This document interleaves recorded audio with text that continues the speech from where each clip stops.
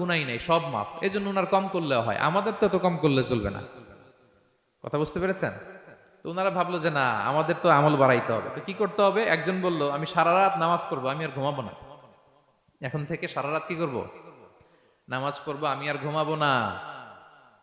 আরেকজন বলল তাহলে আমি সারা বছর রোজা রাখবো, রোজা ভাঙবো না, সারা বছর টানা রোজা, যেহেতু বেশি বেশি করতে হবে।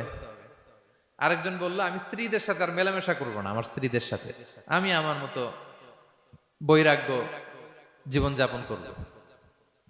তো এই কথা যখন রাসূল সাল্লাল্লাহু আলাইহি ওয়াসাল্লাম শুনলেন, রাসূল সাল্লাল্লাহু আলাইহি ওয়াসাল্লাম ওনাদেরকে ডেকে পাঠালেন, ডেকে বললেন আনতুমুল্লাযীনা কুলতুম কাযা ওয়া কাযা, তোমরা কি এমনটা এমনটা বলছো?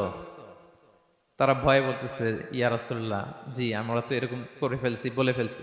তখন রাসূল সাল্লাল্লাহু আলাইহি ওয়াসাল্লাম বললেন ওয়াল্লাহি ইন্নী লা আখশাকুম লিল্লাহি ওয়া আতকাকুম লাহু, আল্লাহর শপথ করে বলছি আমি তোমাদের মধ্য থেকে আল্লাহকে সবচেয়ে বেশি ভয় পাই। আমি